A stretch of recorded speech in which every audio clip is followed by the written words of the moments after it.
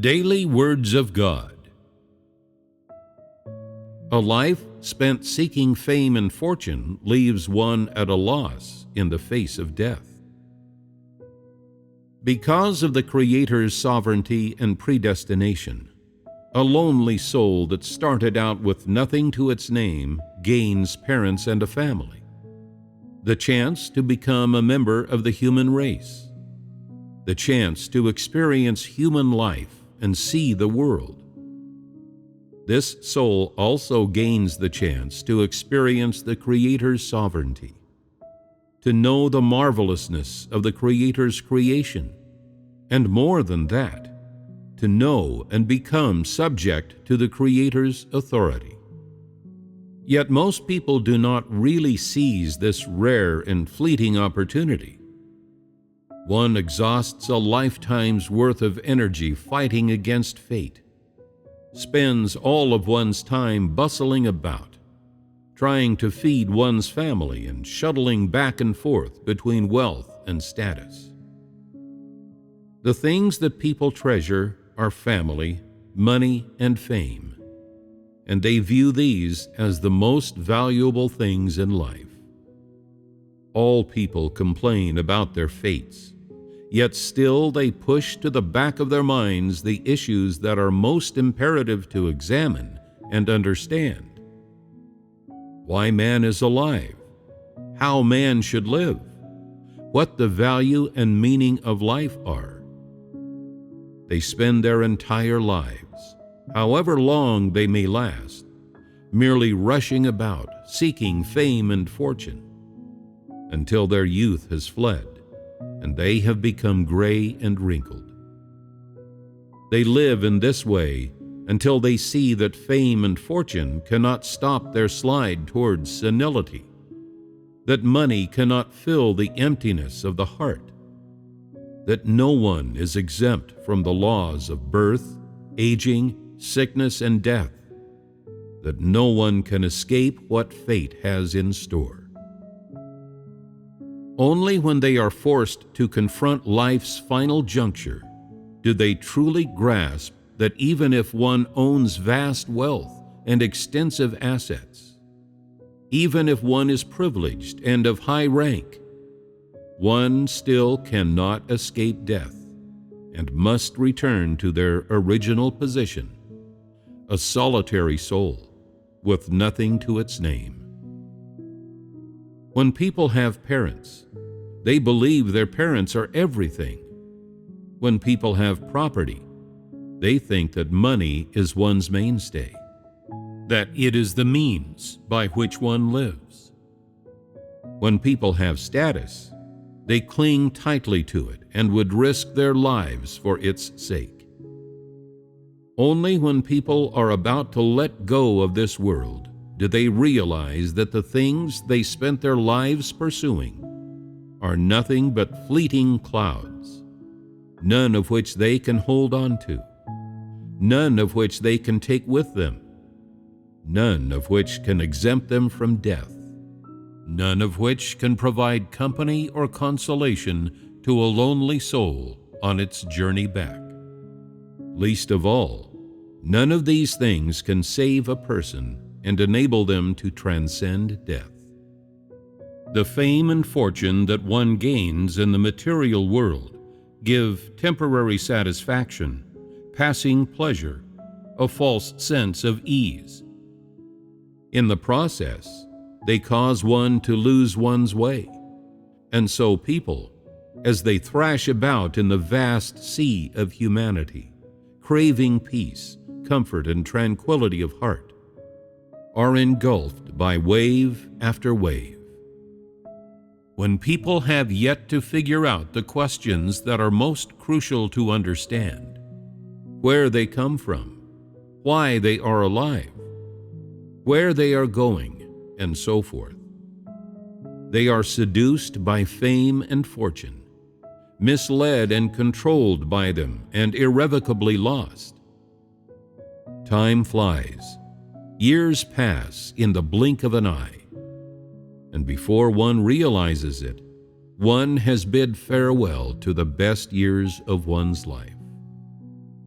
When one is soon to depart from the world, one arrives at the gradual realization that everything in the world is drifting away, that one can no longer hold onto possessions that originally were theirs. Then one truly feels that one is like a wailing infant that has just emerged into the world, with nothing yet to their name. At this point, one is compelled to ponder what one has done in life, what being alive is worth, what it means, why one came into the world. And it is at this point that one increasingly wants to know whether there really is a next life, whether heaven really exists, whether there really is retribution. The nearer one comes to death, the more one wants to understand what life is really about. The nearer one comes to death, the more one's heart seems empty. The nearer one comes to death, the more helpless one feels. And so one's fear of death grows greater by the day. There are two reasons such feelings manifest in people as they approach death. First, they are about to lose the fame and wealth upon which their lives have depended, about to leave behind all that the eye beholds in the world. And second, they are about to confront, all alone, an unfamiliar world, a mysterious, unknown realm where they are afraid to set foot, where they have no loved ones and no means of support. For these two reasons, everyone who faces death feels uneasy, experiences panic and a sense of helplessness such as they have never known before. Only when someone has actually come to this point do they realize that when one sets foot on this earth, the first thing they must understand is where human beings come from, why people are alive, who dictates human fate, and who provides for and has sovereignty over human existence. This knowledge is the true means by which one lives, the essential basis for human survival. Not learning how to provide for one's family or how to achieve fame and wealth. Not learning how to stand out from the crowd, nor how to live a more affluent life. Much less learning how to excel and to compete successfully against others.